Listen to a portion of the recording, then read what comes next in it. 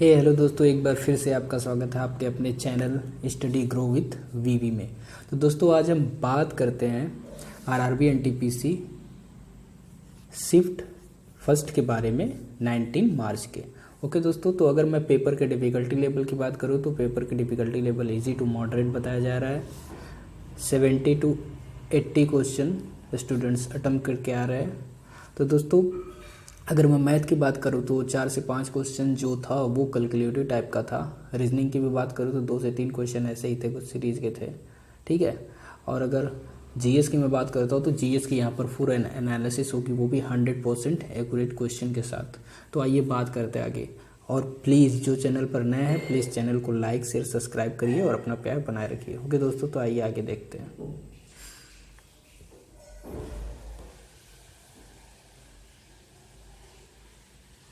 यहाँ पर पहले क्वेश्चन की अगर हम बात करते हैं तो गांधी जी दक्षिण अफ्रीका से भारत लौटकर कब आए थे। तो गांधी जी दक्षिण अफ्रीका से भारत लौटकर 9 जनवरी 1915 को आए थे और पहला भाषण इन्होंने बीएचयू में दिया था, बनारस हिंदू यूनिवर्सिटी वाराणसी में। ओके दोस्तों, नेक्स्ट क्वेश्चन की अगर हम बात करते हैं संयुक्त राष्ट्र सुरक्षा परिषद का अस्थायी सदस्य कितने समय के लिए चुना जाता है। तो अस्थायी सदस्य 2 वर्ष के लिए चुना जाता है। अस्थायी सदस्य की अगर मैं बात करता हूँ तो यूके, चीन, फ्रांस, रूस और अमेरिका है। ओके दोस्तों, आगे बात करते हैं। स्वराज मेरा जन्मसिद्ध अधिकार है। स्वराज मेरा जन्मसिद्ध अधिकार है, ये किसने कहा था। तो बाल गंगाधर तिलक ने कहा हुआ था। ओके, आगे बात करते हैं 2019 में राजीव गांधी खेल रत्न पुरस्कार किसे दिए गए। ये दोस्तों ये क्वेश्चन रिपीटेड है, ठीक है, ये रिपीटेड क्वेश्चन है। तो दीपा मलिक व बजरंग पुनिया को, बजरंग पुनिया उसमें ऑप्शन था, दीपा मलिक भी होता तब पर भी सही था।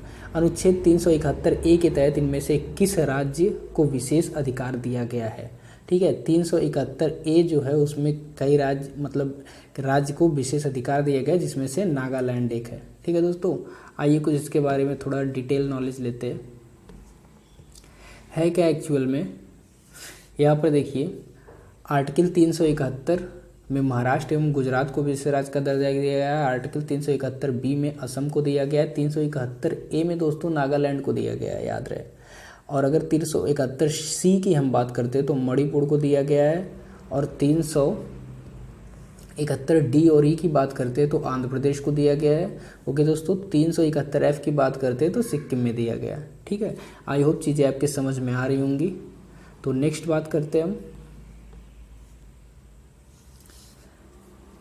यहाँ पर देखिए दे रखा हुआ है कि डाटा स्टोरेज के लिए किसका प्रयोग किया जाता है। तो hard disk, floppy disk, CD, DVD, USB आदि, इन सब चीज़ों का डाटा स्टोरेज के लिए प्रयोग किया जाता है। ऑप्शन में जो भी होगा आप सही कर लीजिएगा। ओके दोस्तों, प्लीज़ जो चैनल पर नए हैं चैनल को लाइक शेयर सब्सक्राइब करें और अपना प्यार बनाए रहें। Study grow with VV. Okay दोस्तों, आगे हम बात करते हैं नेक्स्ट क्वेश्चन की। यहाँ पर ये पूछा गया था कि 2019 में किस भौतिक के क्षेत्र में नोबेल पुरस्कार दिया है, मतलब नोबेल पुरस्कार भौतिक के क्षेत्र में 2019 में किसे दिया गया है। तो जिम पेबल्स की अगर मैं बात करता हूँ to understand evolution of universe, earth, place and cosmos में, ठीक है, इनको इसके लिए दिया गया है। माइकल मेयर और डिडियर क्लूलोज की मैं बात करता हूँ तो डिस्कवरी ऑफ एक्सोप्लैनेट। ठीक है दोस्तों, एक्सोप्लैनेट मतलब जो ग्रह होते हैं, बाहर के ग्रह होते हैं, उनकी खोज के लिए इनको दिया गया था। आगे हम बात करते हैं। यहाँ पर पूछा जा रहा है कि भारत के किस राज्य में सर्वाधिक बंदरगाह हैं। तो भारत के महाराष्ट्र राज्य में सर्वाधिक बंदरगाह हैं, 53 बंदरगाह हैं वहाँ पर। ठीक है दोस्तों, आगे इसी तरह हम बात करते हैं। विद्युत आवेश को किससे नापा जाता है। अगर मैं बात करूँ विद्युत आवेश को मेजरमेंट करने की तो विद्युत आवेश को इलेक्ट्रोस्टेट से नापा जाता है जिसका मात्रक कूलाम होता है। और अगर मैं इसके फार्मूले की बात करता हूँ तो विद्युत इंटू समय होता है। ठीक है दोस्तों, शोभना नारायण किस नृत्य से संबंधित है। तो शोभना नारायण आपके कथक नृत्य से संबंधित हैं और ये उत्तर प्रदेश का नृत्य है। ओके दोस्तों, आगे बात करते हैं। विश्व सांकेतिक भाषा दिवस कब मनाया जाता है। तो विश्व सांकेतिक भाषा दिवस 23 सितंबर को मनाया जाता है। आई होप चीज़ें आपके समझ में आ रही होंगी। विश्व सांकेतिक भाषा दिवस 23 सितंबर को मनाया जाता है। आगे हम बात करते हैं ऑपरेशन थ्रस्ट, जी हाँ दोस्तों, ऑपरेशन थ्रस्ट किसके द्वारा चलाया गया था? तो ऑपरेशन थ्रस्ट भारतीय रेलवे के द्वारा चलाया गया था। ये था एक्चुअल में क्या कि जो रेलवे स्टेशन पर पानी मिलते थे वो डिफरेंट कंपनीज़ के मिलते थे, तो भारतीय रेलवे ने बोला कि अब सिर्फ रेलवे का ही पानी मिलेगा। ठीक है दोस्तों। वन्यजीव संरक्षण अधिनियम, वो भी बॉटल में मिलेगा। वन्यजीव संरक्षण अधिनियम कब लागू हुआ था? तो 6वीं अनुसूची 1972 को लागू हुआ था। अगर वन्यजीव संरक्षण अधिनियम के बारे में पूछे किस अनुसूची में है तो वो 6वीं अनुसूची में है, और अगर लागू की बात करें तो 1972 में लागू हुआ था। आई होप चीज़ें आपके समझ में आ रही होंगी। इसी तरह आगे हम बात करते हैं, भारतीय योजना समिति के वास्तुकार थे। जो भारतीय योजना समिति हमारी थी उसके वास्तुकार कौन थे? तो पीसी महालनोबिस थे। ठीक है, प्रसन्नता चंद्र। ओके दोस्तों, और इन्हीं के जन्म दिवस पर सांख्यिकी दिवस भी मनाया जाता है 29 जून को। ओके दोस्तों, कागज़ की खोज किसने की थी? बहुत ही आसान क्वेश्चन था। कागज़ की खोज चीन ने की थी, और एक चीज़ सबसे पहले आईएएस की परीक्षा भी चीन ने ही कंडक्ट करवाई थी। ठीक है दोस्तों, चीन ने की थी। अगर पूछे किसने की थी, किस देश ने की थी, तो चीन देश ने की थी। और किसने की थी? तो काई लुन नाम के आदमी ने की थी 2002 ईसा पूर्व में। ठीक है दोस्तों, 2200 ईसा पूर्व में ही कागज़ की खोज हो गई थी। ठीक है। इंटरनेट टेलीफोन को किसके द्वारा आपस में जोड़ा जाता है? अगर इंटरनेट और टेलीफोन की मैं बात करता हूँ, इंटरनेट और टेलीफोन को किसके द्वारा जोड़ा जाता है? तो इंटरनेट और टेलीफोन को दोस्तों मॉडेम के द्वारा जोड़ा जाता है। ठीक है, इंटरनेट और टेलीफोन को किसके द्वारा आपस में जोड़ा जाता है? तो मॉडेम के थ्रू जोड़ा जाता है। ओके, आगे बात करते हैं, इनमें से कौन सा दर्रा सही सुमेलित नहीं है? ठीक है, 4 ऑप्शन दे रखे हुए थे और उनके दर्रे के बारे में देखिए। दर्रे से क्वेश्चन आपका हर शिफ्ट में आ रहा है, 1 या 2 क्वेश्चन हर शिफ्ट में देखने को मिल रहा है, तो ये बहुत ही इम्पॉर्टेंट है आपके लिए। जितने भी पेपर हुए हैं सब में दर्रे से क्वेश्चन आ रहा है। तो पूछा गया दर्रा का सही सुमेलित नहीं है। ठीक है, तो जिलेपला दर्रा जो है वो सिक्किम में है दोस्तों, लेकिन इसके सामने दे रखा हो तो जम्मू कश्मीर, तो यही ऑप्शन गलत हो जाएगा और सारे ऑप्शन सही थे। ये आयनसैट या इनसैट किस प्रकार की सैटेलाइट है? आयनसैट तो ये संचार उपग्रह है। अगर मैं आयनसैट की बात करता हूँ तो इंडियन नेशनल सैटेलाइट सिस्टम है। ये लॉन्च कब हुआ था? 1983 में लॉन्च हुआ था। ठीक है, ये सैटेलाइट एक संचार उपग्रह है और ये लॉन्च हुआ था 1983 में। फुल फॉर्म की मैं बात करता हूँ तो इंडियन नेशनल सैटेलाइट सिस्टम है। ओके दोस्तों, आगे बात करते हैं,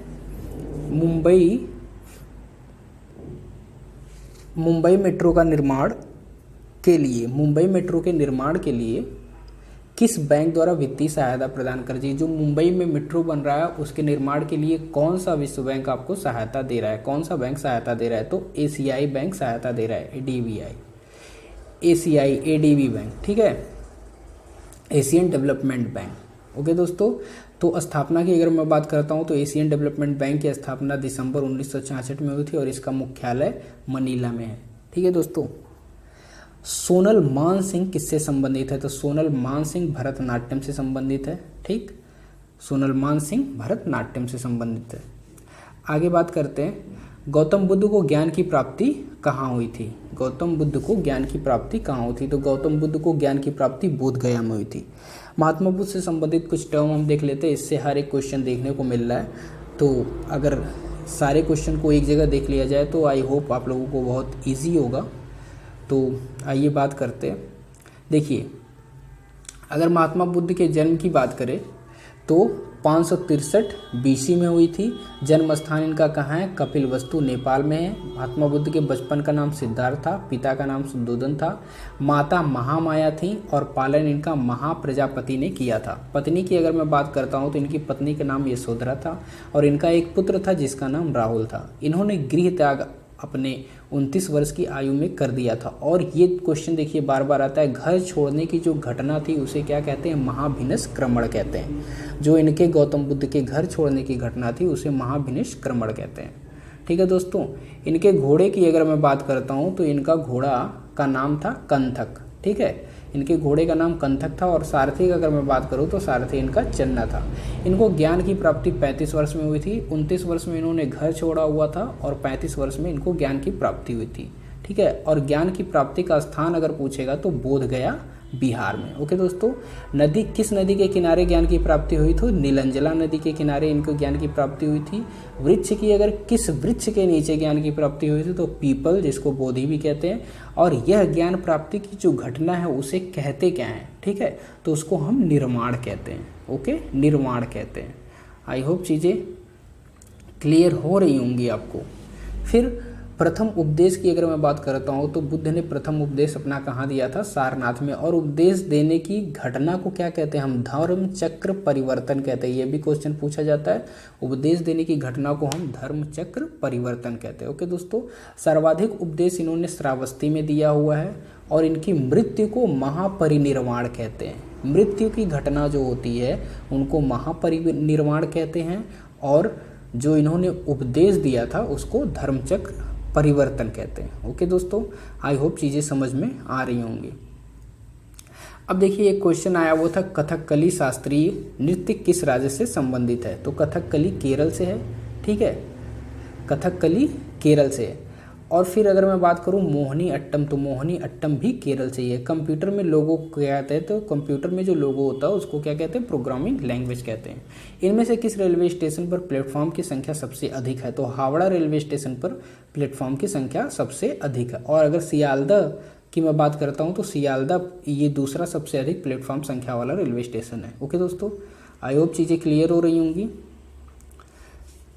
यहाँ की अगर मैं बात करता हूँ कि भारत की पहली सैटेलाइट का नाम क्या है? तो भारत की पहली सैटेलाइट का नाम क्या है? आर्यभट्ट है। ठीक है दोस्तों, भारत की जो पहली सैटेलाइट है वो आर्यभट्ट है। 1857 में रूस की सहायता से इसे लॉन्च किया गया था। कब लॉन्च किया गया था? 1857 में रूस की सहायता से।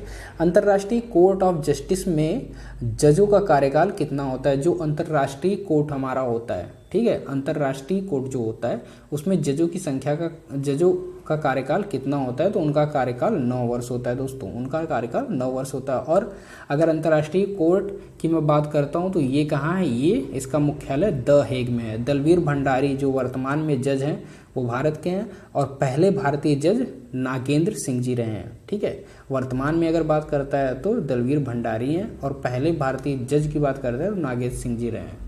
ओके दोस्तों, आई होप चीज़ें क्लियर हो रही होंगी। आगे मैं बात करता हूँ मोहनजोदाड़ो की खुदाई में प्राप्त स्नानागार का आकार कैसा था? जो मोहनजोदाड़ो की खुदाई हुई थी उसमें जो स्नानागार पाया गया था वो आयताकार था। उसका आकार आयताकार था। पाकिस्तान का सिंध प्रांत इंडस नदी के किनारे। ये जो मोहनजोदाड़ो का स्थान है ये पाकिस्तान के सिंध प्रांत इंडस नदी के किनारे। और इसकी खोज 1922 ईस्वी में राखाल दास बनर्जी ने की थी। ठीक है, ये भी क्वेश्चन पूछता है कि मोहनजोदाड़ो की खोज किसने की थी? तो राखाल दास बनर्जी ने की थी। ओके दोस्तों, आगे हम बात करते हैं एनालिसिस के बारे में, देख लेते हैं। प्लीज़ दोस्तों जो भी चैनल पर नए हैं प्लीज़ चैनल को लाइक शेयर सब्सक्राइब करिए। अगर कुछ सीखने को मिल रहा है, कुछ चीज़ें आपके काम आ रही है तो प्लीज़ लाइक शेयर सब्सक्राइब करिए, इससे मोटिवेशन मिलता है। ओके, अगर मैं ओवरऑल पेपर की बात करता हूँ जिसमें मैथ सेक्शन की अगर मैं बात करता हूँ तो जियोमेट्री से 2 क्वेश्चन आए हुए थे, ट्रिग्नोमेट्री से 3 से 4 क्वेश्चन आए हुए थे, मेंसुरेशन से 3 क्वेश्चन आ रहे हैं, CISI से 1 क्वेश्चन, प्रॉफिट लॉस से 3 क्वेश्चन, नंबर सिस्टम से 2 क्वेश्चन, SCF LCM से आपके 3 क्वेश्चन आए थे, सिंप्लीफिकेशन से 2 क्वेश्चन आए थे।